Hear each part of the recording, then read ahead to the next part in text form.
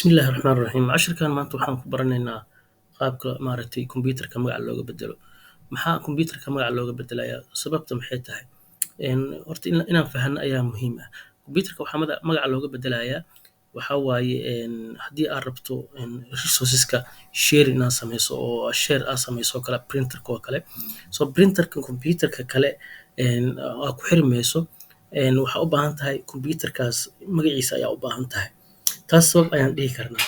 Sababta labaad waxaan dhihi karnaa markaan rabno inaan domain-ka join ku sameyno oo aan ku xiranno waxaan u baahannahay kombiyuutarka magaciisa ayaan u baahnaa. Waa iyadana waa another sabab kale.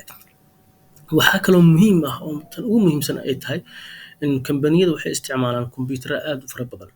So marka kombiyuutar walba waa inuu magac leeyahay. Haddii kombiyuutar walba uusan magac lahayn hadhowdii waxaa isku dhex yaac ayaa imaanaya oo marka waa markay cilad bixin ay imaato oo kale in la sameeyo oo haddii aadan ka saynin kombiyuutarkaas magaciisa waxaan dhihi karnaa dhib ayaan nooga imaanayo oo waxaan dhihi karnaa isku dhex yaac ayaa imaanayo. So marka waxaan dhihi karnaa in kombiyuutarka magaca laga bedelo waa muhiim oo marka qaabkee looga bedelaa ayaan baranaynaa. Waxaan tegaynaa Windows Explorer qaybtan hoose markuu ku soo baxo waxaa leedahay this PC ayaa right click ku sameynaysaa. Markaa ku sameyso waxaad tegaysaa properties-ka. Properties-ka markaad tagto waxaad tegaysaa waa noo soo baxaya. Waqti ayuu qaadaa. Marka meeshaan ay ku qoran tahay laba siyaabood waa loo bedeli karaa kombiyuutarka magaca waa looga bedeli karaa. Inaad rename this PC aad dhahdo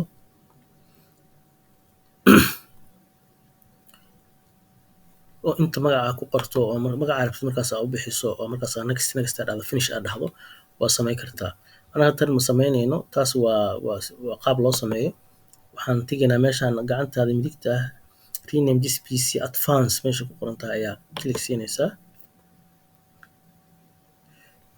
Page-kan ayaa kuu soo baxayo.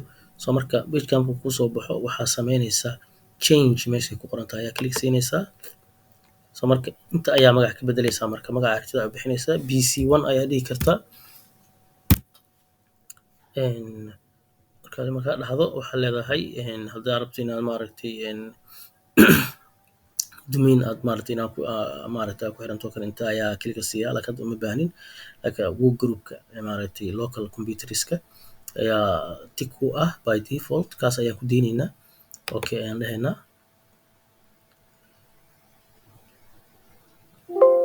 Marka wuxuu leeyahay si uu u dhaqan galo waa inaad you must restart your computer to apply these changes. Macnaha si u dhaqan galo waxaan isbedelkan aan sameysay waa inaad kombiyuutarka restart ku sameysaa. Marka anaga hadda restart kuma sameynayno.